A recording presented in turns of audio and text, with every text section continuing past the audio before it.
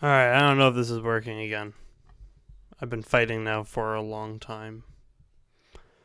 Is this working? Please tell me it is. Oh, sweet, it is. Haha. Alright then. Well, let me just put this over in the Discord.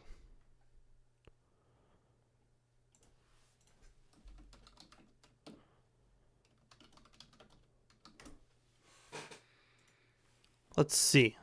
Let us see. What is going on tonight, YouTube?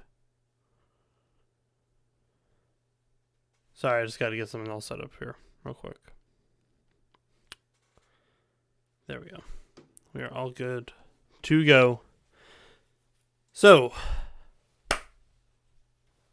are we recording? We are recording. Wonderful. In case I decide to make this a video for some reason. Well, what is going on, everybody? My name is Ethan. Welcome back to HardCap Games. Another episode here on the channel today. We are going to be going over week number 2 for the Fataliss Pokemon League. I am not joined this week by Fataliss, actually, because he's in bed because it's 7:52 p.m. So it's just me riding solo, recapping this. Hopefully in the future we'll be doing this on Sundays, but we did have to wait for one last match to wrap up real quick. Not a big deal. Suicune's forever. Look, I'm going to assume that you're Spice. You fought a great battle. We're going to get to you in a while, though. You are all the way down here, I believe. Yeah, you're number 7. So, we're going to do this. All right. This is how we're going to structure this. We're going to go and do this like an ESPN segment. In case I do decide to make this a video, which I think I might decide to make last week's video and this week's video, or stream a video, or 2 separate videos to be exact. So we're going to treat this like it's ESPN, and we're going to do things in the correct order. So, I guess that means that we got to start with talking about some free agency moves that happened this week. We had 3 big free agent moves happen in the FPL this week. Number 1, before even the first match was played, I believe, Outlaw decided to drop. Here we go. He decided to drop Scizor and pick up Azelf in a move that I didn't quite understand to begin with. Now, maybe Scizor played that first week. I do forget if Scizor played or was on the roster for the first week. I mean, it would have been, but I don't know if he brought it. I don't remember that. But he picked up Azelf, and Azelf is certainly an interesting pick. Now, I've had Azelf before, didn't love it. I understand what it does, which is that it's pretty fast. Got base 115 speed. It comes out the gate and hits decently hard, but it's not as good as its counterpart Yuxi, in my opinion. Not to say it's a bad Pokemon at all. It is in fact a very good Pokemon in my opinion. I'm just gonna say that I personally probably would have kept Scizor. Unless Outlaw noticed that he had a gigantic hole in his team, which he obviously did, in order to be making that, to be making the move. Now, I don't know if Outlaw is here, because if Outlaw is here, I'd love for him to give me the insight on why did he pick. Why do I have this tab open? What the heck? Why did he choose to make this move? But if he pops in later and we happen to see him, we'll ask him why. The second move that happened was Crit Cap and the New England Patriots made a Terra Captain change, changing Rotom Wash for Mamoswine. Now, this is, again, a move that at first I didn't entirely understand, but then I talked it through with Jake, and he gave me his insight as to why he's doing this. I did not do my best on this graphic design now that I'm looking at it right now. Oops, that's my bad. I will fix that for next time. But Rotom Wash already has a pretty good defensive typing, which is why I understand why he decided to not waste it on his Terra Captain. I'm currently in a position right now where I'm trying to figure out, do I want to keep my Terra Captain as who it is, being Garganacl? I think that Garganacl as a Terra Rock Ghost serves me some use, both offensively and defensively. He decided that Rotom Wash, losing both the electric and water type, would hurt him in the long run. So he swapped it over. I just put it away. He swapped it to Mamoswine with the types of ground and grass. This allowed him a lot more offensive flexibility with Mamoswine. Changes up kind of what he's weak to, and lets it lose its weakness to fighting moves and its neutrality to fire moves if it goes ground. I think that this is a good move for Jake. In complete honesty, I think it's pretty solid. I think that it'll work out for him in the long run. And the last thing that happened was the last trade was Magnus, MTB, and the Strollman Staraptors decided they were going to make a 3-mon move. And they dropped it. That's a word. They dropped Quillfish, Arcanine, Heatweet, and Piloswine, and picked up Dondozo, Delphox, and Swalot. Reason being, I think Magnus saw that Jake made this move and decided that he wanted to jump in on the moves since they faced off this week, and we're going to watch this battle in a few minutes. Now, I think that Dondozo is incredibly tricky to utilize, and I think Swalot is just kind of, he needed to use 2 points. I don't hate Delphox. I think Delphox is a solid pickup for him. Again,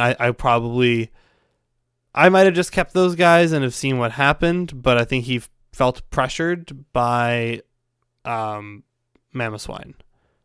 So now we're going to jump right into match number 1. And I have to do editing for this. Whoops. There I go.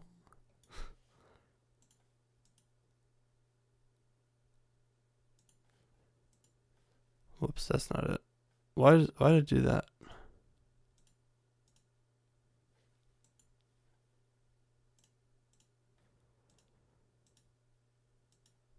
This is so weird. I don't know why it's doing this. No. Stop. Work. Thank you. Jeez. Oh my goodness. I'm a professional. I'm a professional. All right. Here we are. I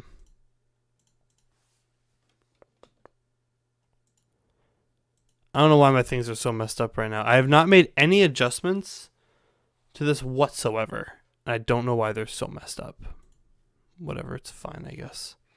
So, we're going to start off watching this first match right here. It's Cool Kicker versus Allosaurus. Cool Kicker is... I need to pull something up. Cool Kicker is coming off of a... I've lost what I was looking for. That's right. A 6-0 sweep of Protomen and the Seattle Salamances.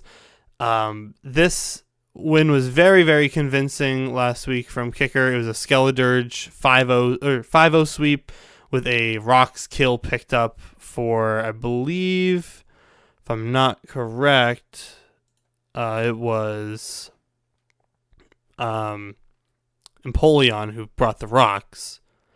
So, coming into this battle right here, and brought Sneasler, brought Ting-Lu, who's one of my favorite Pokemon in Draft. It's so bulky, so hard to get rid of. He brought the Skeledirge again. He brought Rillaboom this time, but no. He brought Sandy Shocks and he brought Enamorus. He did not bring Empoleon. He did not bring Lycanroc.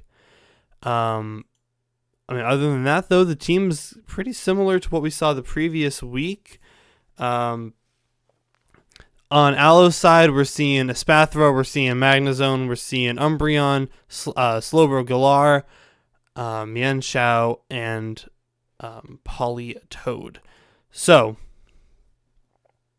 we're going to jump into this battle right here, and we're going to see Kicker lead with a Booster Energy, which boosts his speed for Sandy Shocks against Espathra here.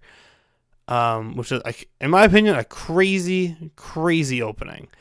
We're going to see Rocks and Calm Mind be moved around, and a Speed Boost. Speed Boost Espathra is just such a good mon in a lot of ways. We're going to Protect from the Volt Switch, and we're going to get another Speed Boost out of this for Aloe.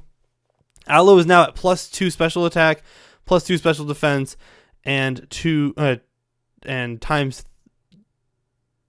2.5 speed with the boost. He's going to go into Ting-Lu, and a D-Gleam is only going to do 40%, which is insane because this thing is just so incredibly bulky that a Dazzling Gleam from a +2 Espathra only does 40% when you build this thing correctly. That's why I love it. That's why it's super good. And he's going to Whirlwind, and he's going to get rid of the Espathra. Whirlwind on this thing is so funny. You just kind of get to switch it in on whatever is across from you, and you get to fire off a Whirlwind, and you get rid of whatever's across from you. It's so funny to use.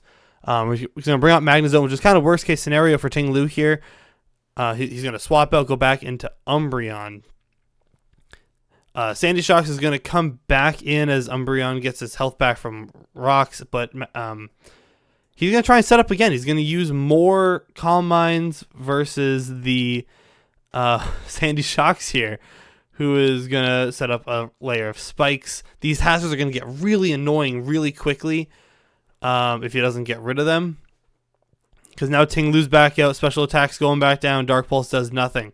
Because that's what Vessel of Ruin does, is it lowers your special attacks. Why Dazzling Gleam did nothing before. It would have done 40, I believe, is the calculation, because it lowers it by 1.5 times. Interesting. So it lowers it by 1.5 times, so it does half the damage. So it would have actually done 80 for Espathra before if it was not Vessel of Ruin. So that's really unfortunate for Espathra. It's going to Moonlight. I think it was expecting to take a giant Earthquake or maybe a Ruination there. Not known for being especially offensive, but now he's got 3 layers of spikes up and a couple Calm Minds. That Volt Switch does absolutely nothing. He goes back into Ting-Lu, and it's just going to continue to make this job really, really hard for Umbreon here, which is not an offensive Pokemon to begin with. And it's going to Whirlwind him out and bring in Slowking, who's going to take so much damage from hazards. Going to be dropped down, or Slowbro, I should say, dropped down to 63. Earthquake does another 49 to it, and Ice Beam just doesn't nearly do enough. Aloe has a very, very special team this week between Espathra, Umbreon, which I guess he's built specially this week. Politoed's pretty special, and Magnezone can kind of run either way. Mostly going to be, I believe, a special mon. Unless I'm forgetting how Magnezone works, which I think might be the second week in a row I forgot how Magnezone works. Magnezone is entirely a special mod. So he's a very special team, and he's got Ting-Lu across from him. So right away, I don't love the prep on Umbreon on this team here. Okay. What's the notification? I had a notification on that. Sorry. All right. Mienshao comes in, and this is really like his only attacking or physical attacking Pokemon. And he's going to go into Enamorus, which they will just kind of, he gets the infatuation. It just makes everything harder. Enamorus is, now personally, I don't love Enamorus. But I recognize it is good, and if you don't get rid of it quickly, like you're seeing right now, it's going to become a massive problem for you. Even with the Shuckle Berry, Magneton is going to go down to Enamorus. He's at +1 special attack after the Calm Mind. He's going to get the Training Kiss, which isn't going to quite kill Politoed, Politoed is going to reset it before it dies here. And it's not great. It's not a great position to be in right now if you are Mienshao. I don't know why he went for the fake out. It shouldn't have killed there anyways, but now he's going to die to another Draining Kiss. Spathra comes out. We're going to see another Calm Mind. And they're going to trade Calm Minds, actually. I forgot about that. Speed Boost is going to raise him up by 1. And the Draining Kiss is going to do so much damage. Now, if I recall, we might need to be clicking hyper fast here in a second, because I believe Umbreon comes out and is just super obnoxious. It's going to Moonlight back up. Let's go to hyper fast. Draining Kiss is going to do a lot of damage. It's going to Calm Mind. It's going to recover back up. It's going to Draining Kiss again, get down to 4. It's going to Moonlight back up. It's going to get leftovers. He's going to Calm Mind. He's going to Calm Mind. They're going to trade some Calm Minds. Draining Kiss is going to pull him down. Moonlight pull him back up with lefties. Calm Mind puts him up again. Calm Mind puts him up. Draining Kiss pulls him down to half. And on this turn, he's going to... What did he do on that turn, too?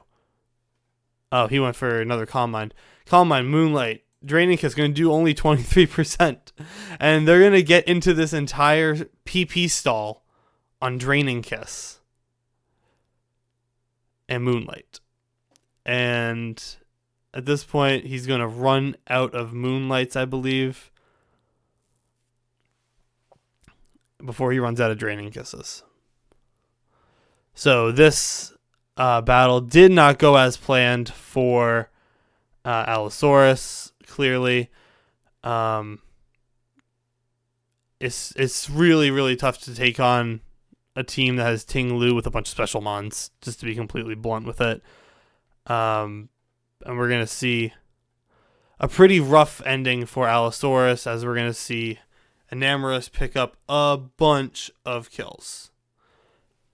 Now, when we get down to this match down here between Nova and Blue Fusion, I'm going to have to actually update the sheet in real time, so I'll have to take that one a little bit slower, because that's the only match that I had not entered into the sheet as of the starting of this recording here. We'll have to do that one in real time, but Kicker is going to take a 6-0 victory and move solidly into first place, and we'll go, or not solidly, I should say, because we haven't seen some of the other matches yet. But he is currently in first place. I will say that his differential, he is at plus 12 on the season. He has 2 6-0 victories. Is anyone going to be able to stop Cool Kicker? We will see as the season goes on a little bit more. Next week, who does he have? Next week, the Den Haag Daramaka are taking on the Seattle Suicunes and Spice Ghosts, and Allosaurus is taking on the Ottawa Senatoros and Outlaw. So a tough matchup for him next week, because Outlaw has a very, very good team. So let's move over to our next match, which is between, I believe this is Farrell and this is Justin, if I'm correct. This Farrell and Justin? Yes, this is Farrell and this is Justin. Neither of their names match what they are in Discord. It's okay. So, last week we saw Justin take a 6-0 loss to the New England Patriots, and we saw Farrell pick up a very close 1-0 victory over Spice Coast and the Seattle Suicunes. This week, we are going to see Weavile, Galarian, Slow King, Goldango, Dragonite, Alomomola, my least favorite Pokemon, and Iron Valiant here on the board for the Aston Vivillon. And on the other side, on the Washington State Snovers, we're going to see Landorus Therian, we're going to see Sterilege, we're going to see Ogerpon Beta form, which is bringing the Wellspring Master Speed. That's what it's called, Wellspring. We're going to see Gyarados. We're going to see Toedscruel. And we are going to see Glimora. This is a very, very interesting matchup, in my opinion. This team that Farrell has brought is pretty different than the one he brought last week. Only things that are the same is Weavile, Dragonite, and Valiant. And Goldeng. Okay, so it's 2 new Pokemon. But these 2 Pokemon play completely differently than Ribombee and Salazzle, which he brought last week. So it's interesting to see how this one is going to go. Now we're going to open up. I'm going to put on fast just so we can move it through pretty quickly. Weavile is going to come in on turn 1, face off against Glamore. He's going to go for an Ice Spinner, do 75% of the health on the first turn. But Glamore is going to fire back with a Power Gem and get rid of last week's hero for Farl. It's going to do a solid 100% to the team's kills leader, as 4 is now 4-1. Earth Power is going to come out from Glamore, and Slowking is going to Chilly Reception on out, go into Dragonite, which is then going to take another Power Gem as he goes for a Dragon Dance. Brick Break is going to finish off Glamore, sending up another layer of Toxic Debris as Toedscruel comes in. And does this match go how I thought it does? Yeah. So we're going to see a now +1 attack and +1 speed Dragonite going for Outrage. And he's going to knock Toedscruel down to his Sash, but he's going to get the Toxic off on this turn, which is going to end up being huge for him. Dragonite does not have reliable recovery anymore. He's going to die to the Toxic. And he's going to just go ahead and on his Confusion, take out Gyarados from full. Ogerpon's going to come out, and it's going to take out Ogerpon from full. And Dragonite is finally going to fall, but now, on turn 8, it is now a 4-2 match. This match is insane. Hello, Aurelius. Welcome into the stream. We are currently watching the Aston Vivillon and Farl take on Justin, also known as CEO of Beaners, and the Washington State Snovers. My match is, I want to say the 4th one? The 3rd one? 3rd one. Okay, so my match is next. So we'll go over my match again in a moment. But so it is now a 4-2 lead, which feels very insurmountable, especially if you're on turn 8. However, these 2 Pokemon are still at full, but we've only seen 3 Pokemon so far for Farl and the Vivillon. Vivillon is going to take that Intimidate from Landorus as it switches in, and he's just going to get on out of there, going to Lomomola. Super obnoxious to get rid of a Lomomola. But Earthquake from Landorus, because it is just it's so strong, it hits so hard, Earthquake is still going to do 39% to Flip Fish. And he's going to Scald, and he's going to get the bird on Landorus, essentially crippling it. Which is going to spell almost certain doom for Justin, as Alomomola is going to take out Landorus, picking up some gigantic trophy there. That thing is much higher than Alomomola is, and it just took it on head to head and just came out with a victory. And then Cerulege is going to come out here. It's going to get close combat, which is going to just miss on the 22% Alomomola. I have to assume that's a roll, and a bad roll at that. And Scald's going to take him down to 54%. Bitterblade is going to recover that little bit of health back for Cerulege, but he's already at -1 defense and special defense. Iron Valiant is across from him. Quark Drive is set up, and Spirit Break is going to come out and end the battle. Just like that, a 14-turn battle. We see the first Scald burn of the season. Scald, a move that's just now coming back into play. Such a fun move to use as Scald. So GG's to the 2 of these guys. Farl has now moved into not a commanding spot, but in 4th place in the league. Bearing in mind that I haven't scored at, the Fraligators or the Boltons yet, who just played again like an hour and a half ago on Monday night. But currently sitting in 4th, we'll end up being in 4th or 5th, depending on how close this match is. If the Boltons win by 1, then they will be tied with the Boltons for 4th. If the Fraligators win, or if the Boltons win by more than 1, then they will move to 5th. But still within playoffs, Farl has a very solid team and is in a very good position to start making moves for these top couple spots.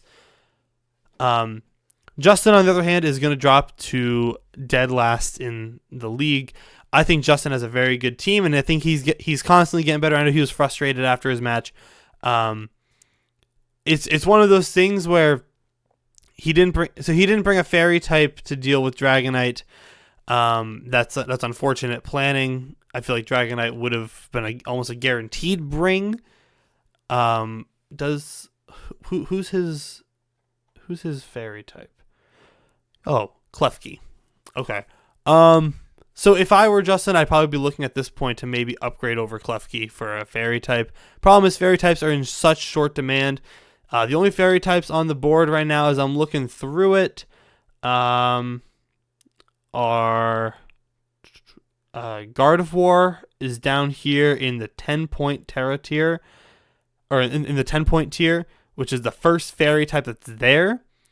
So fairy types are in short demand right now, or in short supply. They're in high demand, short supply. Past that, I actually don't see any other fairies, unless I'm totally forgetting about one. Are there any other fairies down here that he could possibly grab? It's kind of Gardevoir. He can kind of just swap out Klefki, which is an 11-point for Gardevoir, or he can make a trade. But I think that he didn't have an answer to Dragonite in this game, which is just unfortunate for him. So let's move on. We're going to talk about HardCap games versus Trout 207. HardCap is, of course, me, yours truly, who you're watching right now, and who is currently sitting at 495 subscribers. And if you help me hit 500, then I have to release a cover album as my incentive. So if you want to make me have to record some music, as a funny little gaffe, let me know by hitting the subscribe button and liking the stream if you are enjoying so far. So we're going to move on into my match here. Did it move with me? Cool, it did. So coming into this match, I had gotten smoked. I had just lost 6-0 to Magnus, MTB, and the Stroman Staraptors, who just made that swap. You should try to get... Oh, are you trying to trade away Sylveon? That might not be the worst pickup for him, actually. So I had just gotten 6-0'd by a Tailglow Manaphy. Not the way you want to start a season. Not at all. And to say that I'm frustrated coming into this match would be an understatement. I'm taking on my best friend, though, Kyle. A guy that I have very rarely beaten in games. Now, if you watch back the history of this channel, I'm actually a lot better against him record-wise. I've won both of the Tournament of Champions in Mario Kart against Kyle. I have won... well, it wasn't really an official thing, but when we played through Super Mario 3D World on the Switch, we kept track of who won more levels, and I won that one. I'm pretty certain of that. So there's a lot of history between me and him. I've never beaten him in Smash, as far as I'm aware. Maybe like on a fluke. But so coming in here, I was nervous. He had lost his previous match 4-0 against... who was it? Who did he lose to? In week 1. He lost to Blue Fusion and the Feraligators. That's correct. In a 4-0 sweep. So we were both kind of fighting for 1 for pride, 2 for bragging rights, 3 to get out of the hole of last place. So I bring Slowking, Clefable, Terragos, Garganacl, or Garganical, however you want to say it. Yeah, it doesn't matter how many times you win. What matters is when you win. That's true. And this is a time when it matters if you win. I'm going to bring Gengar. I'm going to bring Talonflame. I'm going to bring back Excalibur. He is going to build this team in 30 minutes and take me on with it. Which sometimes works for Kyle. He likes to procrastinate, and he gets it off sometimes, and it works for him. Any one of our tests in college, it's exactly how it went for him. But he's going to bring Corviknight, he's going to bring Hoopa Unbound, he's going to bring Komodo, Mousehold, Volcanion, and Braviary Hisui. Now, if I mess up on the names we're going through here, it's because he names them wicked funny things. There's music. Stop being music. No, it's loud. He names it Volcanion.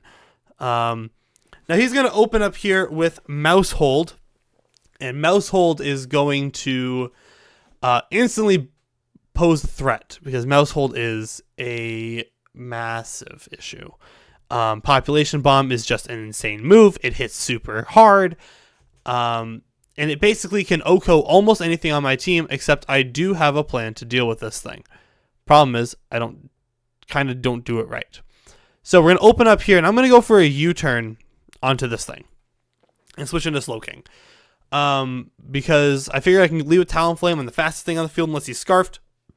And I can just get on out of there and go into Slowking, which has the item, the Rocky Helmet, which is going to do 1/6, I believe, of his of damage every time he gets hit. I want to confirm that 1/6 right there. Rocky Helmet is really the best way to deal with a Population Bomb Mousehold. You have to kind of prep for it. If there's ever a Mousehold on the other team, you kind of have to bring Rocky Helmet on something and make sure you can live at least 6 hits of Population Bomb.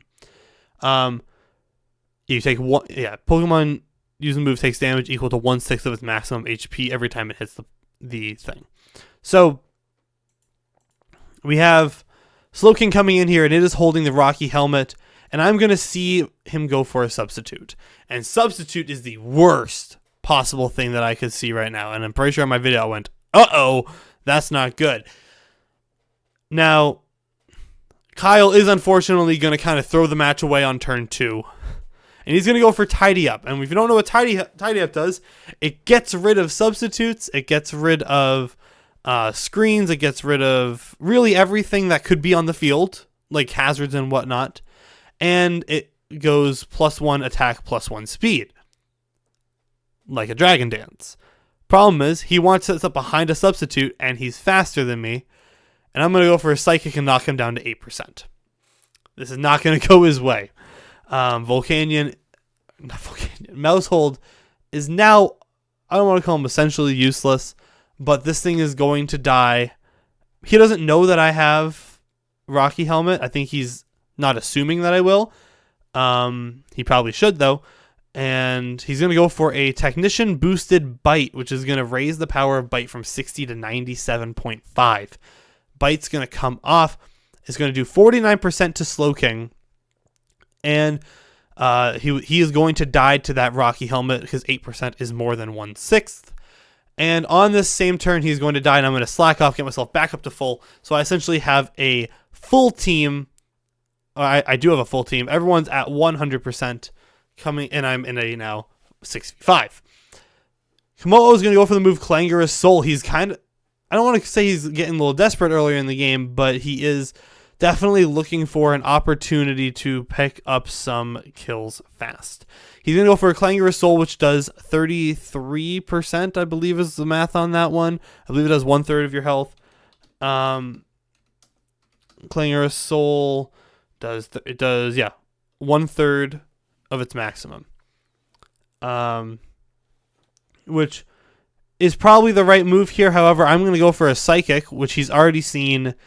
I personally wouldn't have gone into this thing here. I probably would have gone into Hoopa Unbound if I was him.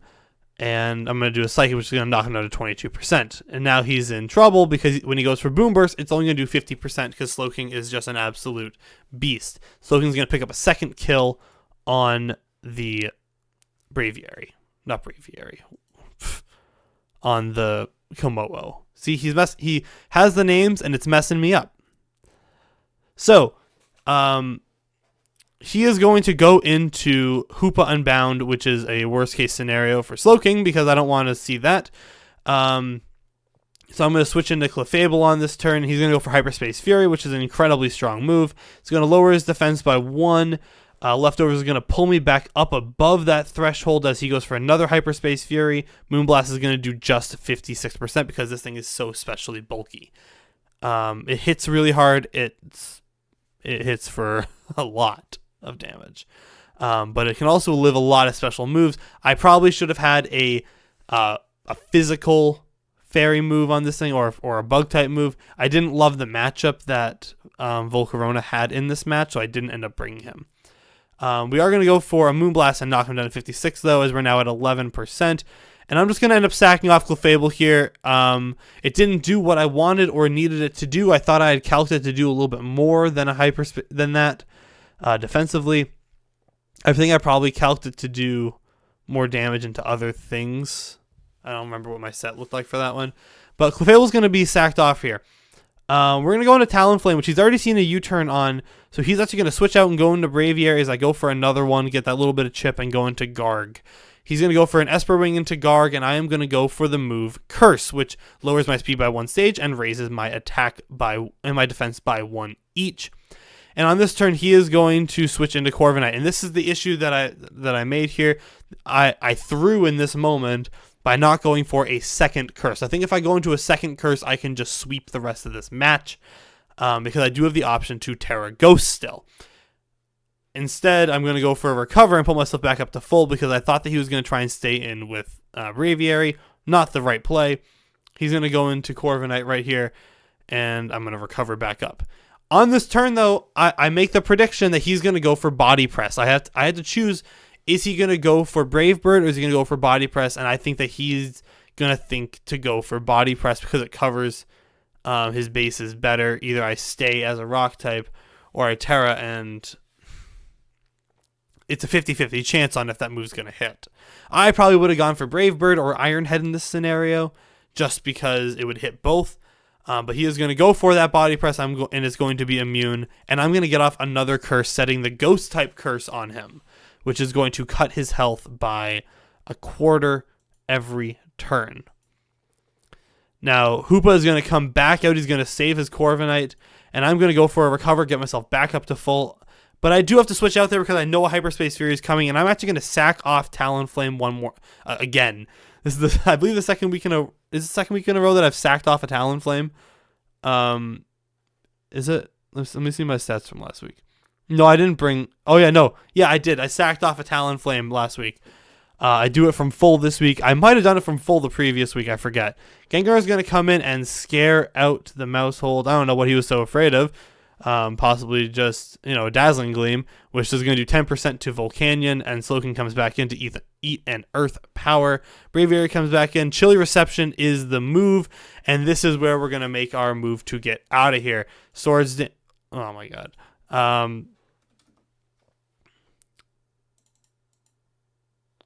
Here we are. And we're going to go for Chilly Reception. We're going to go into Max Caliber, and we're going to go for a Swords Dance on the first of the Esper Wings, which is going to knock me down to 30 or to 70%. But it's going to do 30% damage to me. This is a little more damage than I'm comfortable with taking, but Komodo is faster. Not Komodo. Braviary is faster because of the Esper Wing raising his speed by 1 stage. So he's going to get another Air Slash off, put me at 43%.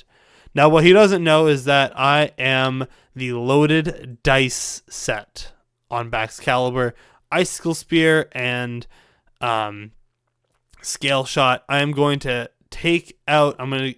Oh, that's a lie. I'm going to get only 4 hits onto the Corviknight. He's going to get a Body Press. He just misses on the kill. That's quite unfortunate for him. And I'm going to get the Icicle Spear to pick up the kill there. I'm going to go for Scale Shot, which is going to lower my defense and raise my speed by 1 because I know that I need to be faster than Mousehold. And I can tell by the damage that this one's actually going to do way more than Ice Shard because this thing's a Fire type and a Water type, which is quad resistant to Ice. But Scale Shot does 100 damage if I get 4, which it does get 4. Corviknight comes out. I'm now faster, and Scale Shot in 2 hits is going to take out Kyle's team.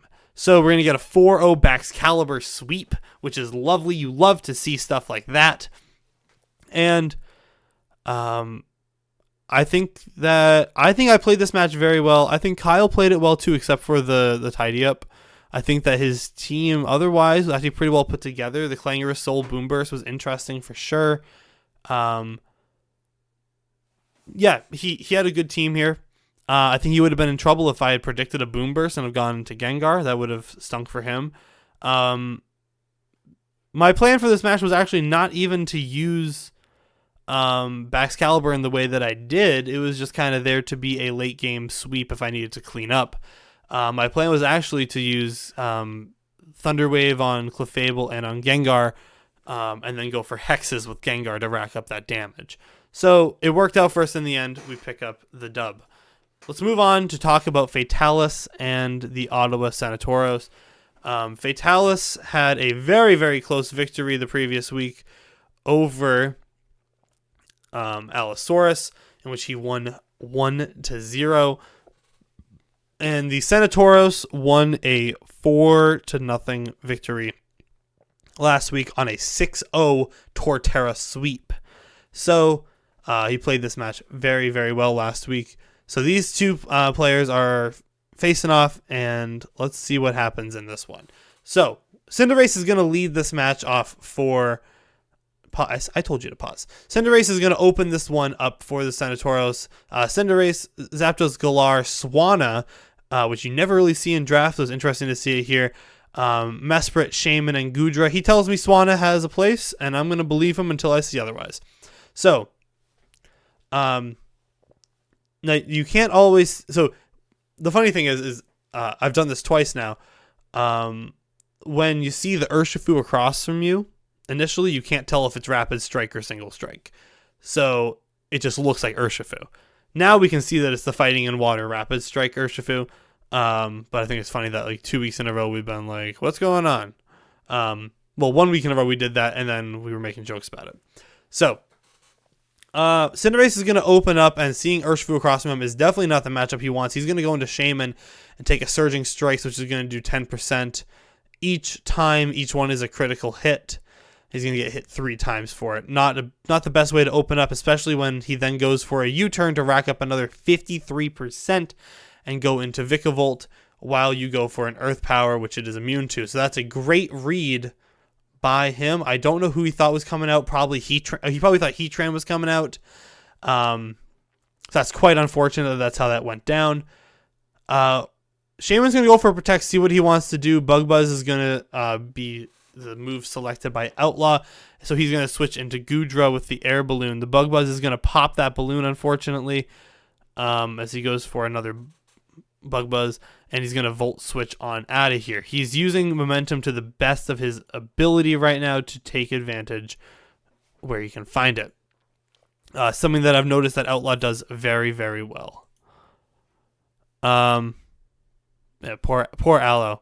Oh, I really. When I'm done here, you got to go back and watch last week so you know what's going on here. You know, we're gonna see a close combat come out from this thing again. Or not again. We're going to see it come out for the first time, and it is going to do 52% to Swanna and drop his defense and special defense. And in this moment, he's going to decide, I'm going to get on out of here, going to Florges.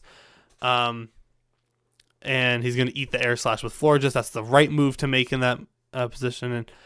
And flip turn on out into Mesprit. Florges is going to go for a Wish and switch on into Vikavolt to receive the Wish. And Mesprit is going to miss an Iron Tail. And Iron Tail, I believe that Outlaw said this in his video, you don't always see that. You don't always see a physical Mesprit. Mesprit's simply something you run specially. You definitely don't see Iron Tail on it. But he had the Iron Tail presumably for the Florges as a way to deal with it. He also has Heavy Slam over here. We've already seen the Heavy Slam. But he's going to go into Vikavolt here, and the Wish is going to come true, putting him back at full. At this point in time, the only one that's taken damage is Urshifu and Florges for him. And on the other side, Goodra's at half, Shaman's at a third, and Swanna is at half. Not great positioning if you're Fataliss. Swanna is going to come out and take the Bug Buzz straight to the face. Is going to knock him down to 7%. And Swanna is going to flip turn on out again. And going back into Mesprit, going to try and land the Iron Tail presumably one more time. And he's going to miss another time. Very, very unfortunate for Fataliss. He's not having a great match so far with the hacks. He's going to Protect as he goes for an Iron Tail. This Iron Tail would hit except for the Protect. And he's going to switch on out into Landorus. Landorus is going to take the Iron Tail for a 27%, hit the Sludge Bomb for 57%, and Mesprit's going to pick up the kill with Ice Beam. So he's running a mixed Mesprit with U-Turn. It's a very, very interesting set.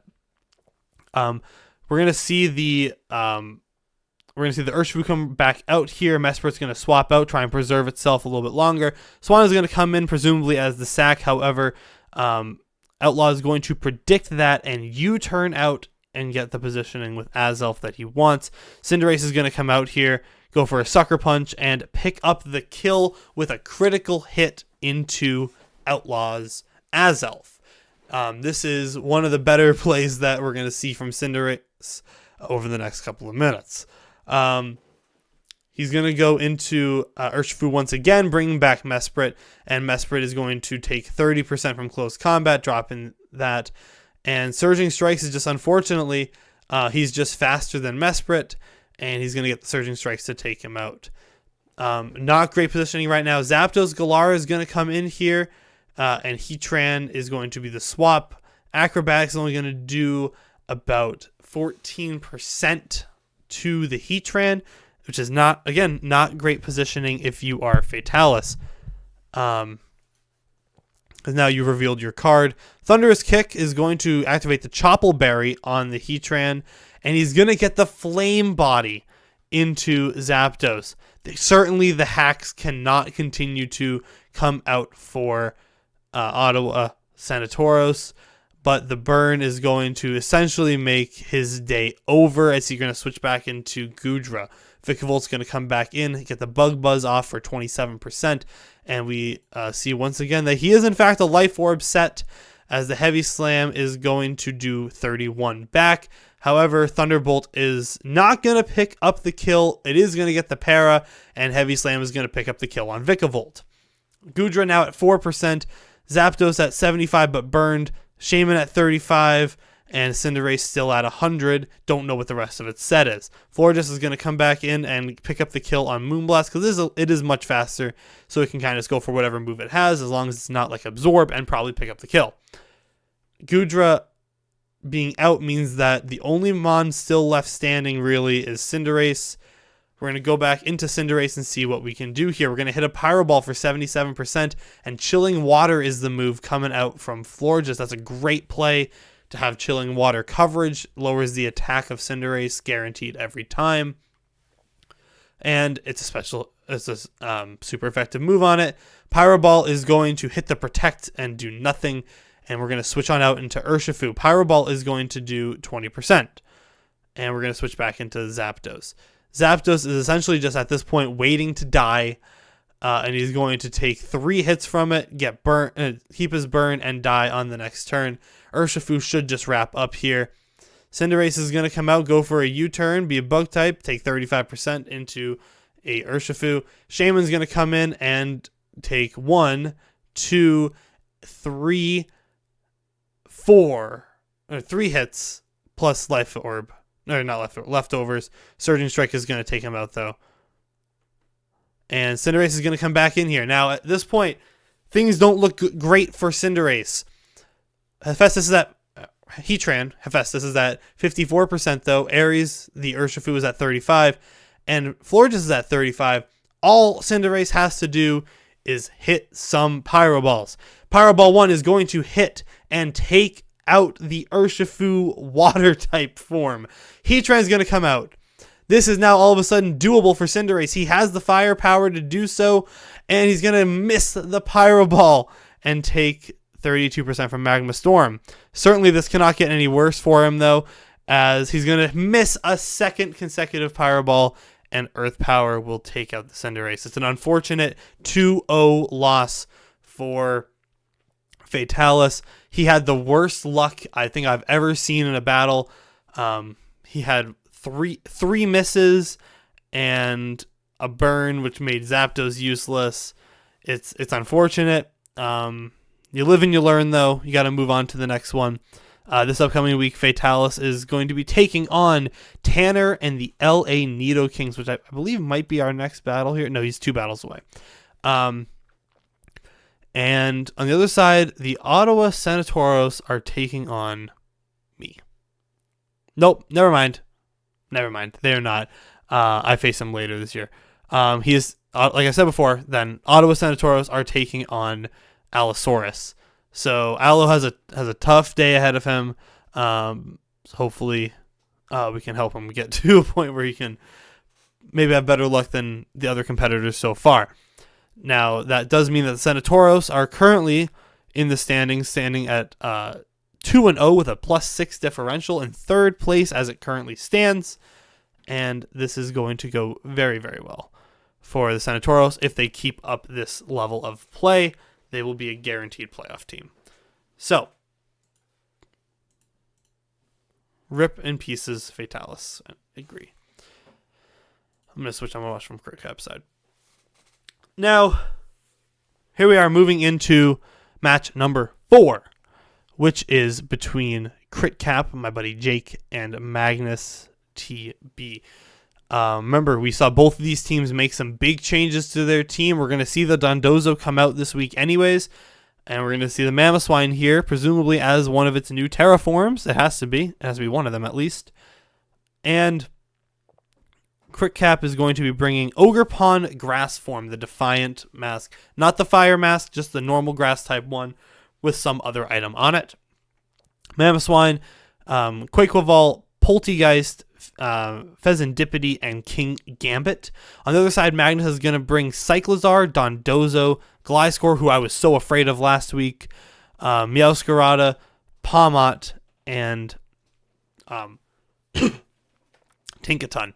Now, the crazy thing about this team is that he didn't bring Manaphy. He brought Dondozo instead. He didn't bring Spectrier. He brought Cyclizar instead. So those are two big threats not coming this week. And HardCap, on the other hand, only has 9 Pokemon on his team, so only didn't bring 3. He didn't bring Rotom Wash, he didn't bring Mandibuzz, and he didn't bring Goodra. So let's see how this one goes for the two of them. We're going to watch from HardCap side. We're going to see the Cyclizar open up against the Ogerpon, and on turn 1, you have to anticipate this thing's going to try and go for U-turn on you, so he's going to switch on into Quaquaval, and he's going to actually get the taunt. He's going to swap on into Dondozo, which is going to prevent Quaquaval from trying to set up at all. But against a Dondozo, you're not going to want to be in as Quaquaval anyways. You're not going to be doing much damage at all. And he's going to switch into Mamoswine on a hard swap. Or on a flip turn, my apologies. On turn 3, we're going to Terra Grass, and we're going to see right away what the game plan for HardCap is. Trailblaze, not Terrablaze. Trailblaze is going to come out and do a solid 29%. Body Press is going to do 18 back to the Grass type. And we're going to see the knockoff come out and get rid of the leftovers and Body Press again. We're going to get into a little bit of a slugfest here, except we're going to swap on into Poltegeist as he predicts another one of those Body Presses. It's a great play here to go into Poltegeist expecting that.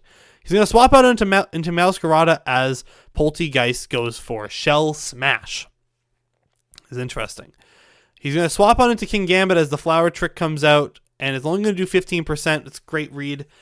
And he's going to swap into Gliscor to eat the Iron Head. Toxcorp's going to come off right away, and all of a sudden this thing is just the most obnoxious Pokemon in the game of Pokemon. Because of Poison healing so much damage if you're poisoned every time. Trailblaze into the Dondozo, which swaps on in, is going to do a decent amount. Going to swap back into Quaquaval, go for a rest, get back up to full. Dondozo is so annoying for this exact reason, but we are going to HardCap's going to rapid spin to get rid of the rocks. And on this turn, we're going to see Sleep Talk into Wave Crash come out. We now know Dondozo's entire set. He now has no more item. We're going to flip turn on out here and go see Poltegeist. Once again, Sleep Talk going for a rest, which is going to fail. And Meowscarada is going to come back in. The Shadow Ball is going to come out and do a solid 35% into Meowscarada. He's going to switch on into Pheasantipity, go for a Flower Trick again, which is going to be Terra Grass, doing 28%.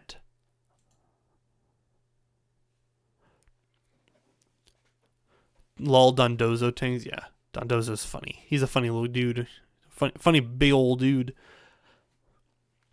Magnus is going to switch on into Cyclizar as Pheasantipity is going to hard swap back into Mamoswine. This is a very nice position if you are Mamoswine right now. The double edge is going to come out though and do so much damage into the Cyclizar or into the Mamoswine, and On the return, we're going to see just a knockoff come out. Would have loved to see the kill get picked up there.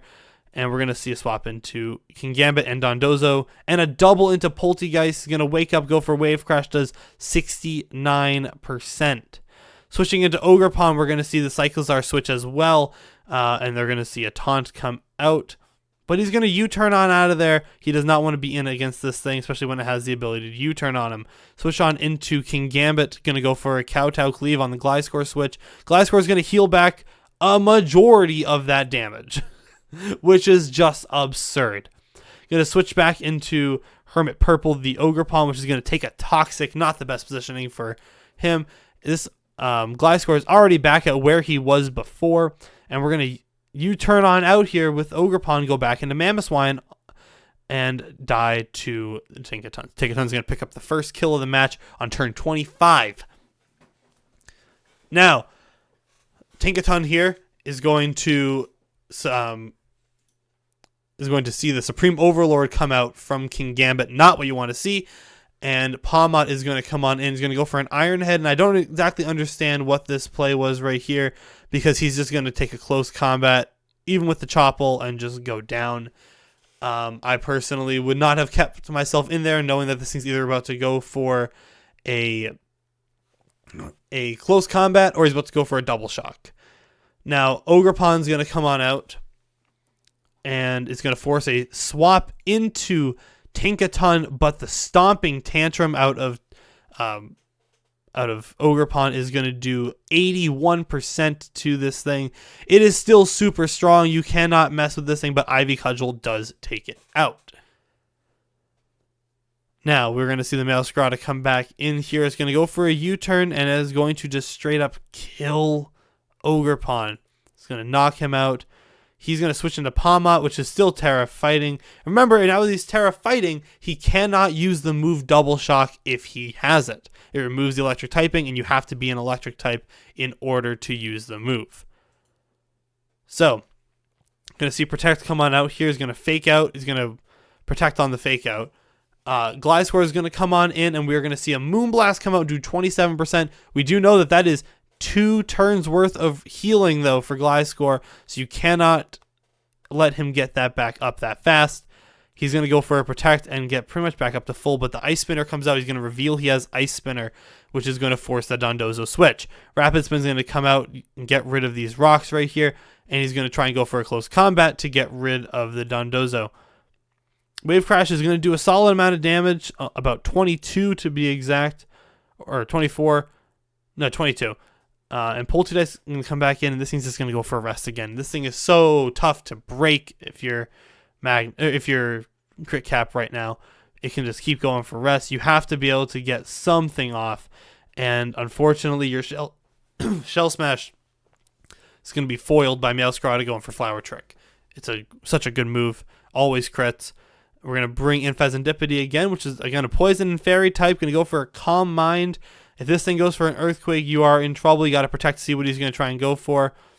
He's going to go for an Earthquake. And when the Earthquake finally does hit, it is going to do 75%. He's going to go for another Calm Mind, see if he can get something off. He's going to Protect one more time. And in this circumstance, I'm not entirely certain what happened, except that it seems like Fezandipity is not running max speed, because even though Gliscor has a base speed or a max speed of 317 and Fezandipity 326, Gliscor is going to go first, probably a max speed set. We know that it's not, let's see, maybe we don't know that. No, because it's Toxic Orb, so we know that it's not banded or anything, or choice scarfed. It's just that good. Quick Ball is going to come out. He's going to switch back into Dondozo. Ice Spinner is going to come out to 5% to this thing. It is so hard to be this Pokemon. It's going to go for Sleep Talk. It's so hard to be up against Dondozo, especially with this thing, who does not get reliable grass coverage. It's just it's an unfortunate loss for Quake Ball here, as he's going to keep lowering. He's going to go for a rest again. I don't understand why Magnus is going to do this. Magnus could have just won the game by going for an attacking move. He could have just gone for Wave Crash to take it out, but instead he's going to rest back one more time. Looks like he's trying to get the Sleep Talk kill, I guess. And the Body Press is going to only do a little bit. I don't understand why he doesn't just go for Wave Crash. He's going to do it again, is the thing. And I can imagine that this is not going to sit well with Jake at the end of the day. He's going to be pretty upset about this. He's going to still be resting. He's going to GG on the middle of the turn when the game hasn't even really ended yet. And he is going to wake up and get the Body Press and get the kill. So it's an unfortunate loss for CritCap, especially after the week 1 showing. Magnus is a good battler. We know that Magnus is a good battler from our first 2 weeks. I would be a little annoyed with this Dondozo as well, especially towards the end of this match. I would understand any frustration coming out of CritCap's side. But Magnus played this really well. He brought some really good sets here. We never even really got to see the rest of Cyclizar. We never saw anything except for Flower Trick and U-Turn. And then this thing, you have to assume it had an electric type move on it. But it's very, very tough to take out. So, once again, if you guys are enjoying the stream, I would really appreciate it. If you would leave a like, it does help out the channel a lot. And we're going to move on into match number 5, which is between Tanner K64 and Octopus with a hat. So, the LA Nidokings are here, and they had, let me pull up their last week's stats. Last week, the Nidokings lost a 3-0 battle to the Hamilton Boltons, who are the team that I played this week. Supernova, the last guy we're going to watch. The Boltons played well, and the Nidokings played very well as well. So I don't think it's very indicative of Tanner to say that he lost that match, because he did play a very good game. Just unfortunate that down towards the end, started to see things just get picked off by Armor Rouge. It was a crazy battle last week. The Armor Rouge played so well. Tanner was coming back, though, up against Octopus with a hat, who did not have the best of games. So these are two teams that did lose their first match by and are now looking for their first win. And we're going to see the Dragapult, Infernape, Alolan Ninetales, Azumarill, Lurantis, which is interesting. I do like the Lurantis pick, and Crocodile. We're going to see Barraskewda, Zapdos, Pelipper, Gligar, that's his name, Palafin, and the King Gambit. Or not the King Gambit, that's a Bisharp. I know what that Pokemon is. So, we're going to see them open with Infernape and Bisharp.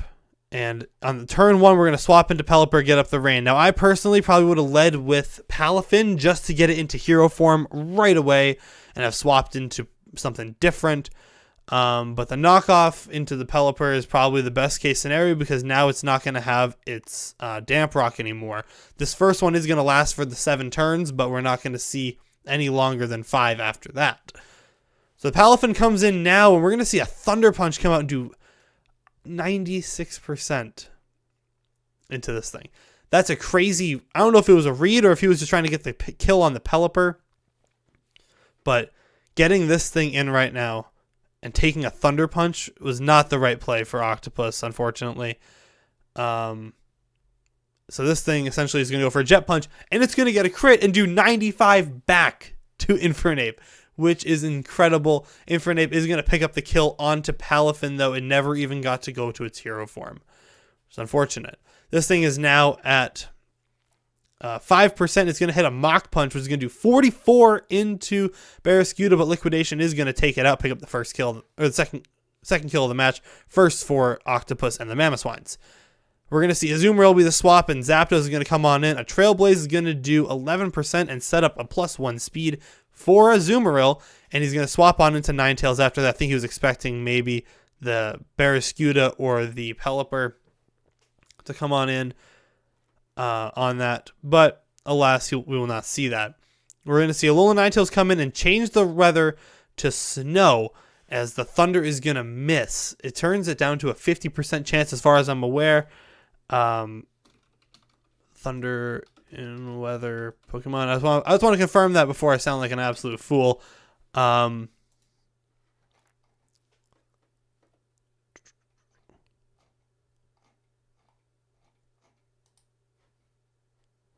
It's okay. I know that in rain it becomes 100%, and in normal weather it is 70. I believe in any other weather it is a 50% accurate move, so it's not a surprise it didn't hit there. You're flipping a coin on it. Bisharp's going to come on in here, which is going to eat the freeze dry. That's probably the right move here, even though it is a dark type, and now you could get a fairy type move in. But if you go for a steel type move into a Alolan Ninetales, that is going to do a ton of damage. Now, Crocodile is going to come out, and it's going to take an Iron Head for 57%. Is going to get some leftovers back. Leftovers on Crocodile is an interesting set for sure. And we're going to see a knockoff into the Zapdos, which is going to do 60% get rid of the heavy duty boots. This thing is now very weak to the hazards if they manage to get up. We're going to get buffered by, or not buffered by the snow. We don't get buffered by hail anymore. It's going to roost back up though and become a pure electric type for the one turn. And it's going to hit the Hurricane in no weather to get rid of the Crocodile. It's a very, very unfortunate turn. I'll go over the standings in just a minute. Once we're done with this battle, I'll show the standings as they currently stand. Ninetales is going to come back in. He's going to hit a Moonblast for 35% and get the special attack drop into the Zapdos right here. And it's going to go for a nasty plot on this turn, facing him down. The Volt Switch is going to come out to 28%, switch on into Bisharp. Bisharp is going to pose a big threat to the Ninetales, especially with that Iron Head coming out. I don't understand the switch into Azumarill in this scenario, though, because you have to be expecting the Steel-type move in this regard coming from Bisharp into a Ninetales Alola. I probably would have gone into maybe Lurantis there, but that's neither here nor there. Zapdos is going to come back out, is going to take a Play Rough and get knocked down to 2%, get the attack drop, everything going right now for Tanner, as he is going to get rid of the Zapdos. Two of the biggest threats are now gone. Pelipper is going to come in, take the rocks damage, set up the rain one more time. Trailblaze is going to come out, do 16%. Roost is going to come up, and we're going to see him get back up to nearly full. He's basically just replacing whatever damage he just took. The U-turn, get back out of there. He does not want to be here right now. We're going to see the Barraskewda come back in and Terra Water go for liquidation. That's going to do a ton of damage into the Azumarill. It's going to do 54 total. Now we're going to see Lurantis come back out. And Lurantis is interesting because it always has the ability Contrary, which means he can be going for Leaf Storms or Superpowers or Close Combats with no... Or not, he doesn't get close combat, with no worry of losing his stat drops because everything is swapped for him. He's going to get the Giga Drain off, which is going to do a little bit and get him back up to full. Stealth Rocks come out, going to set up a substitute. And at this point, Tanner is in the driver's seat. The U-turn is going to not take out the substitute. He's going to go into Pelipper, set up the rain again, but he's going to take more rocks damage, and he's going to go for a superpower. Now, the superpower may not be consequential into the Pelipper, but is going to set up one attack and one defense for the Lurantis. Lurantis is now in a position where it can just start firing off whatever move it wants, and it's going to do so much damage every single time. Here comes a Leaf Storm, going to knock it out. Leaf Storm is going to pick up a kill from 87% on Pelipper at +1. And the thing is, that move's not even boosted by it, and it's going to raise his special attack by 2. This thing is just that underratedly good. Barraskewda comes out, it's going to go for a flip turn, which is going to get rid of the substitute. However, I don't necessarily know if it'll matter because here comes a Giga Drain once again into Gligar, and this thing's at full health right now. He's going to set up another toxic substitute, and he's going to get to just keep firing off these moves right now. Barraskewda is going to come back in. It's going to take another Leaf Storm. It's going to go down, which is really unfortunate. This is going to be the end of the road for Octopus, as Lurantis is going to pick up a really solid 4-0 sweep. 4-0, did I get my numbers right? 4-0 sweep? Yes, 4-0 sweep to win the battle 3-0. Now, we're going to see the Super Power come out, get rid of the Bisharp. He's down pretty low right now, but he's at 12%. And Gligar's going to come out, take the Rocks damage, and actually U-turn, get the 2%. Giga Drain's going to finish him off for the end of the battle. That one was played excellently well by Tanner. I think Octopus not getting in the Palafin earlier to get it into hero mode really hindered its ability to play the game. I personally would have just led Palafin and then swapped into something, especially if I saw the Annihilate across from me. I think Infernape. I think Infernape in this scenario is one that you have to kind of just expect to see that move on. To see Thunder Punch. So I maybe would have gone into Gligar on that turn just to see what he wants to do. He brought a team that's pretty weak to electric type moves. So Octopus, I don't think Octopus played wrong with the team that they had, other than not leading with Palafin, in my opinion. So I saw a request to take a look at the standings real quick, so we can do that. Let me make sure I have my standings up right now.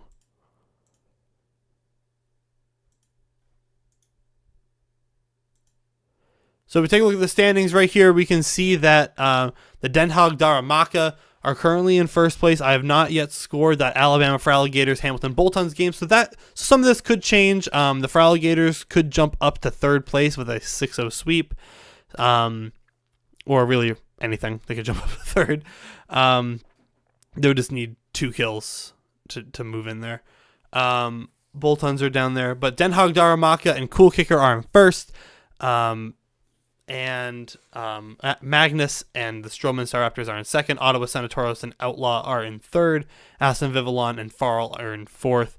Blue Fusion and the for Alligators in fifth. And Supernova and the Boltons in sixth. The Suicunes, which is Spice Ghosts, are in seventh, the first of the 1-1 teams. The Patrats are going to drop down to, after their 5-0 loss, they're going to drop down to 8th place out of being in a tie for first. Still a playoff team at the moment based on differential, though. Tanner is going to, with this victory, move up to be back at 500 on the season at a 1-1 record. And Fataliss is going to drop to a -1 differential after his 2-0 loss. The Cobalians, myself, are going to move from 6-0 down to -2. They're sitting in 11th place right now. Still 5 weeks to go, though, so I'm not too concerned about that. We're going to see Allosaurus down there, the first of the 0-2 teams, at a -7 differential. Montana Mammothswines after him, also tied at -7. Philadelphia Beautifliers and Trout 207 at a -8. Seattle Salamis is at a -9, and the Snovers at a -9. However, it is a long season. If there's one thing I learned from participating in the AFG, it's that there are more weeks to go. For example, one of the players, Horace, in the AFG which is the last league I did, started the year 0-3 as far as I can recall, and ended up making it all the way to the finals of the league by winning. It would have been, if he lost the first 3, he won 4, and then he won his next 2. So he won 6 games straight to make the playoffs and make it all the way to the finals. So not concerned about where we're currently standing at in the season. I think people should start thinking about the current standings once we get to week 5 and differential starts becoming really important. So let's switch on over here. We're going to talk about Spice versus Protomen. Both of these guys last week had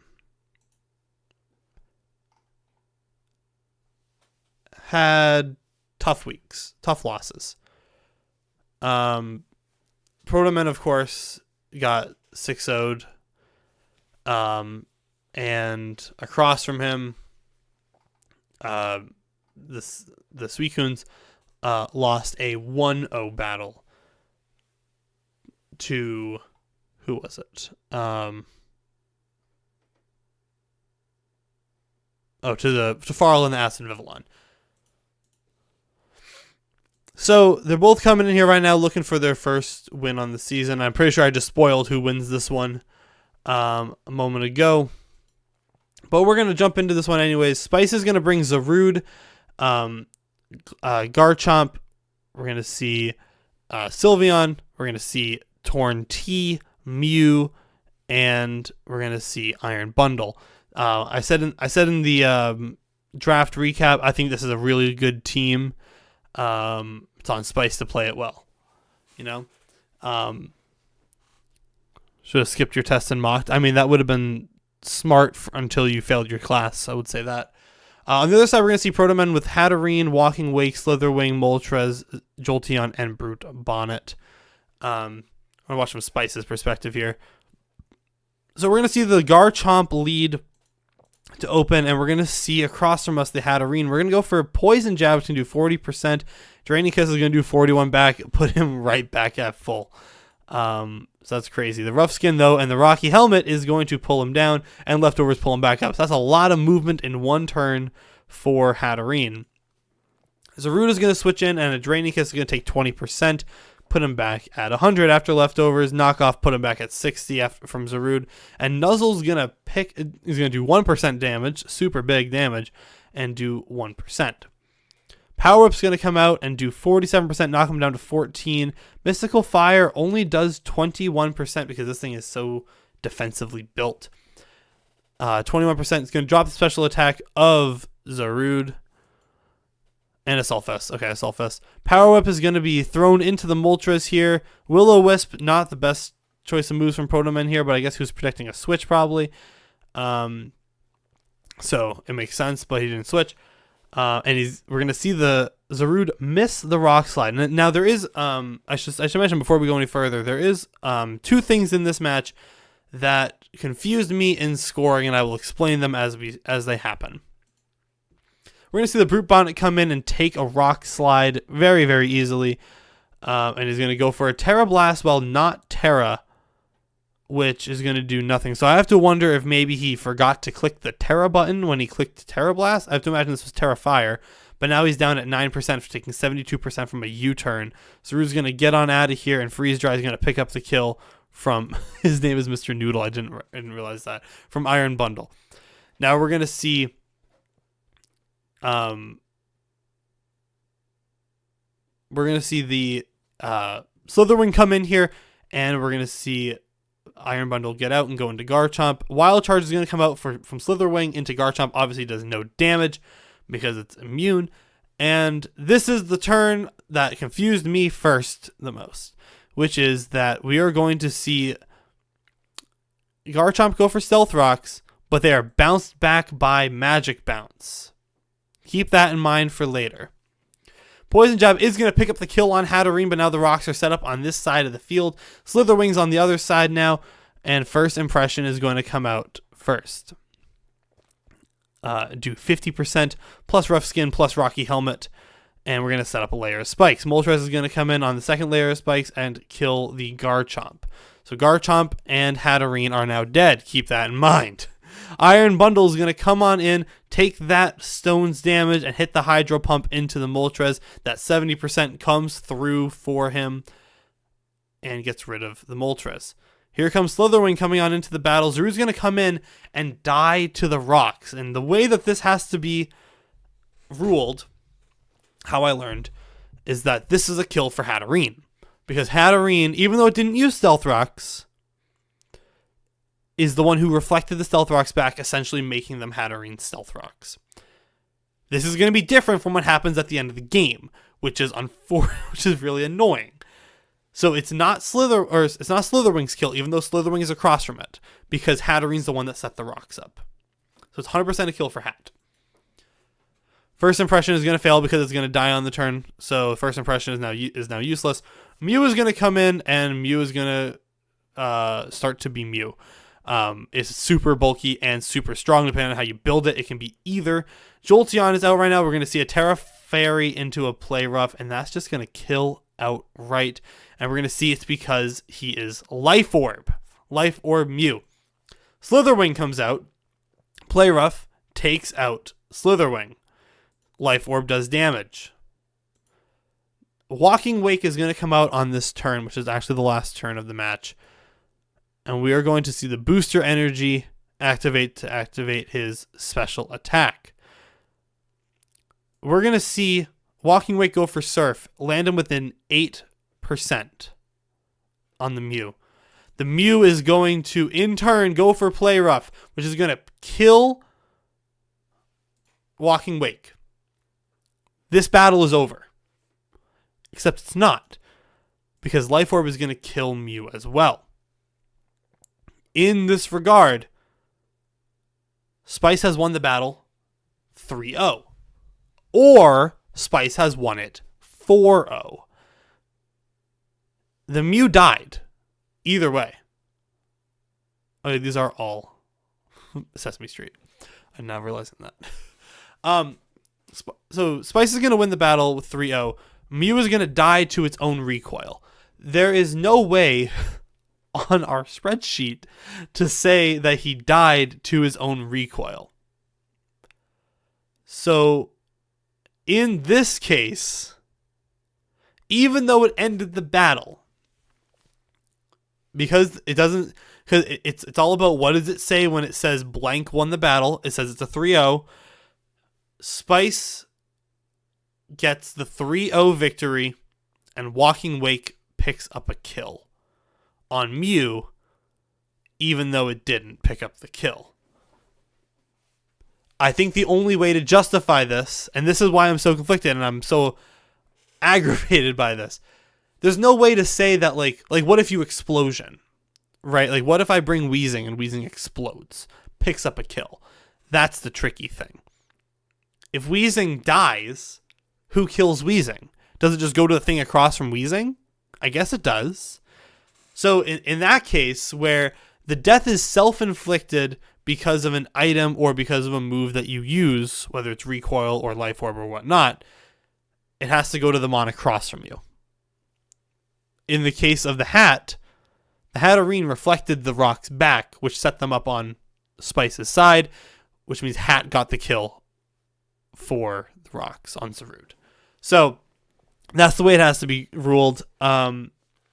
I spent probably about an hour and a half today talking with people about how this should be ruled. From the moment I saw it at first, I was like, geez, man, there's no good way to rule this. So it's going to be a 3-0 victory. But we're going to put a little asterisk on it that maybe it's 4-0. So we'll see. So let's talk about our last battle. Now, this is the one that I have to do live. So you'll have to excuse me as I mess with the spreadsheet off to the side here. Supernova versus Gator. Now, this is going to be a very different tempo from the ones that we've done in the last hour and 25 minutes. And we'll go over the stats again in a moment. I have to fill in the stats right here. Oh, this is not Nova. This is Gator. So Gator is going to bring the Fraligators. They're going to bring Great Tusk. They're going to bring Cresselia. They are going to bring Espeon. They're going to bring Salamence, which is their Terra Captain. Terra Flying, Terra Fire, if I'm recalling correctly. Samurott, Hisui is going to come out. If it's shiny, it actually looks a lot like regular Samurott, which is kind of funny. And Enamorous Therian is going to be brought for the Fraligators. On the Bolton side, we're going to see Tauros, Paldea, Water, or Aqua. We're going to see Rotom Frost. It's interesting to see that he's not afraid of bringing Rotom Frost at all. I play the Boltons this week, so I'm very curious as to what's going to happen here. We're going to see Lilligant, Hisui. We're going to see Torkoal. We're going to see Roaring Moon, which is going to set the sun for... and Torkoal's going to set the sun for it, so it doesn't have to necessarily use booster energy. And Iron Treads. And there's unfortunately no good way in Pokemon to set electric terrain because Tapu Koko isn't in the game. And the only other option, as far as I'm aware, with Electric Surge, is Pincurchin.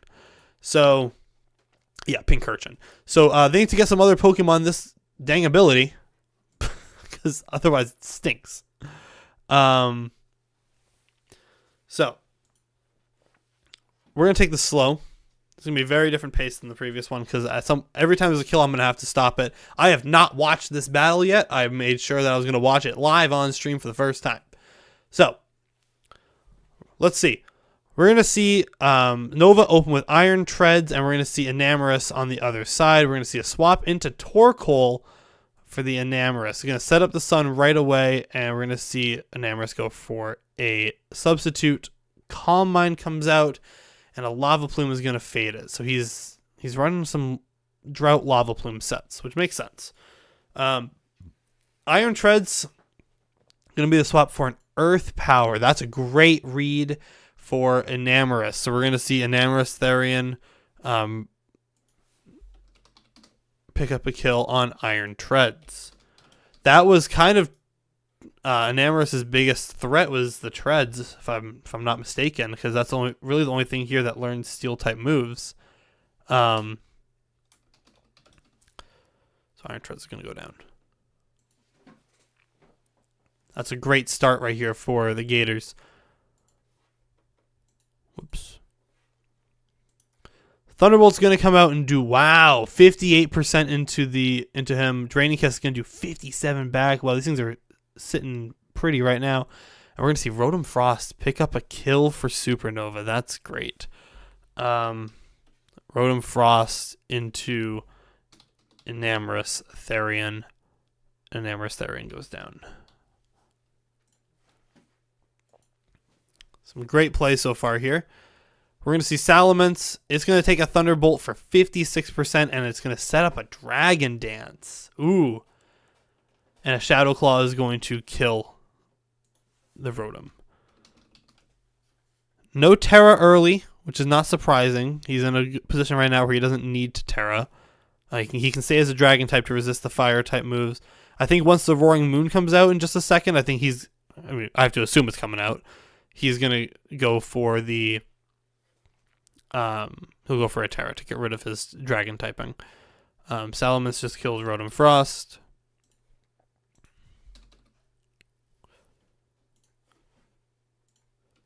And he's going to get the Moxie boost. He is not Intimidate. He is Moxie, which we saw at the beginning. I just didn't comment on it because I didn't realize it. We're going to see the Terrafire right here, and the Outrage is going to pick up the kill, so the Terra is not going to matter at the end of the day. That's going to be a kill for Roaring Moon into the Salamence.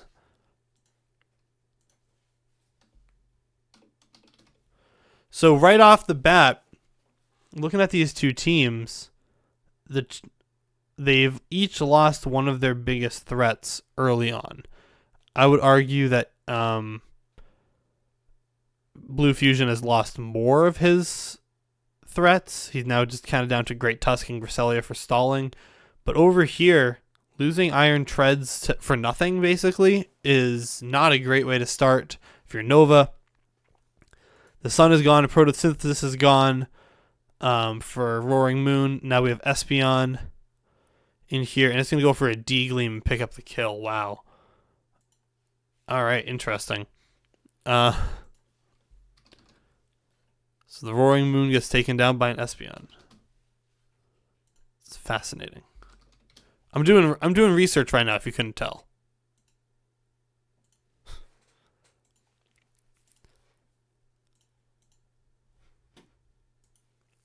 Here comes the Torkoal, going to set the Sun one more time. At this point, the Sun's not useful to him. He probably should have swapped into it on that turn anyways. Into this thing on that turn. We're going to go for a Yawn, which is going to make the Samurott drowsy. He's going to go for a Ceaseless Edge. Not going to do enough. Not going to do enough to be useful there. I don't have water. That's a problem. He's going to have to hard swap while it's asleep. Is it asleep still? Oh, yeah, it's still asleep. Yeah. Perfect 10 research.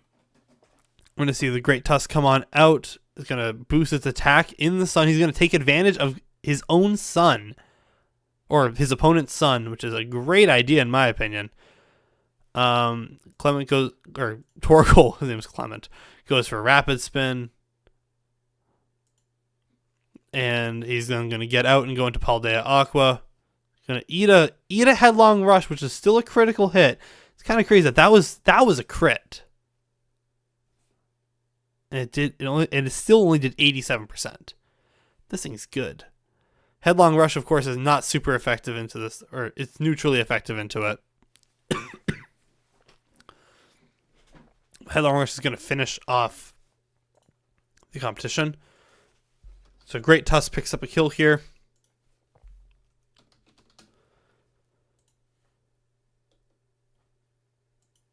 I realize I would be lying if I told you that I forgot to turn on Streamlabs. It just won't work for me. So you can't redeem drink some prune juice, unfortunately.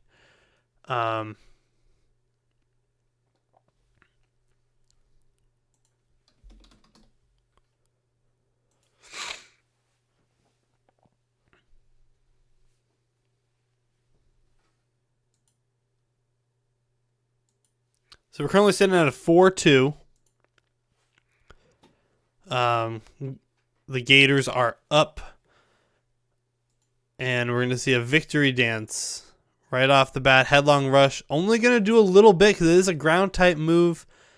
Now we're going to see probably this thing just get sacked, right? Oh, he's going to go for a second victory dance. That's not good if you are the Gators. And they are going to get a third one off. He's still asleep.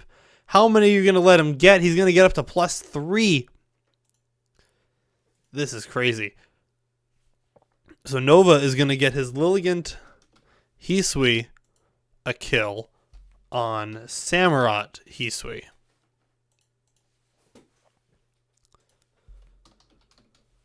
And Cresselia comes out. He's going to Terra Fire, go for Terra Blast. That's a decent amount of damage right there. And Moonblast is not going to do anything in return. This thing is just so strong right now. It's impossible. Is this supposed to be a reverse sweep for Lilligant Hisui? Lilligant Hisui is going to pick up a kill on Cresselia.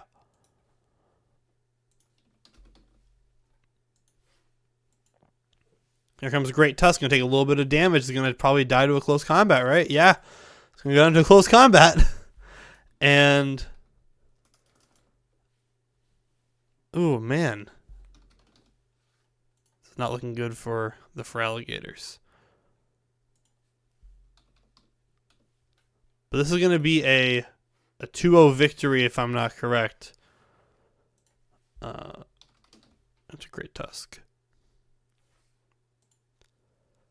I don't really see a world right now in which this thing goes first and Terra Blast is going to kill it. Wow. That's a good reverse right there from Supernova. Props to him. He turned that around real fast. I'm taking notes in my brain. Well played. Well played, both of them. Had him on the ropes, but he just got up one too many. Those good old victory dances. Is going to take out Espeon. That's his name.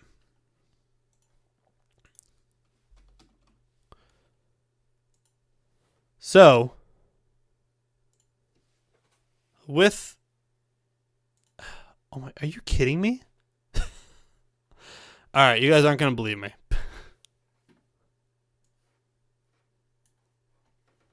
So, let me pull up my OBS for a second. So this is our spreadsheet, right? Our KD. Nothing has changed on top. We had no 6-0 sweeps. And none of these 3 Mons that are sitting on top got brought this week. Manaphy, Iron Moth, Torterra did not come. Even though they are kills leaders. But no one else got 6 kills. So no one else moves. Skeledirge didn't pick up any kills. Armarouge, no kills. Weavile, no kills. The only things that changed is that Baxcalibur, Lilligant, and Dragonite moved into the top 10. And then there's some other kills being picked up down below here. This is crazy. How through 2 weeks, no changes in the top 3. In the top 7, right? Because none of these guys got kills today or this week. So the top 7 does not change. I think it's because, if I get rid of myself here for a sec, you can see that in their games played, only 3 of them got brought, and Namorous So no, Enamorus is new. Enamorus is new.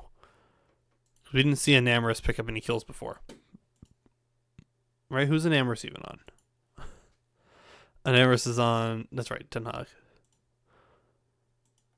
And the Darumaka's saw a Skeletor sweep last week and an Enamorus sweep this week, so that's why they have 2 in the top 10.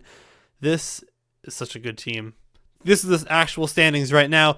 It is the Den Haag Darumaka, the Stroman Staraptors, Ottawa Senatoros, Hamilton Boltons in 4th. Aston Vivillon, Alabama for Alligators at 1-1. Seattle Suicunes, New England Patriots, LA Nidoking, Southeastern Quagsires, Detroit Cobalions, Boston Red Fox, Montana Mammoth Swines, Philadelphia Beautiflyers, Seattle Salamence, and Washington State Snovers. Only thing that changes is that the Boltons are going to move up with their 2-0 victory. They're going to jump up over Aston Vivillon. Everything else is going to stay exactly the same. So, I think that with that, we are going to wrap up this week's stream. I'm going to go drink some water. I'm going to go get ready for bed because I'm exhausted today. So I hope you have enjoyed. If you do, leave a like, subscribe. We are so close to hitting that 500 benchmark. Let me see. Have we hit it? Where are we at? We're at 496 right now. We are 4 away from 500 subscribers, which is just incredible to me. But thank you so much for joining. And if you enjoyed, leave a like. And I will see you guys next week, probably on Sunday, for the next video. Peace.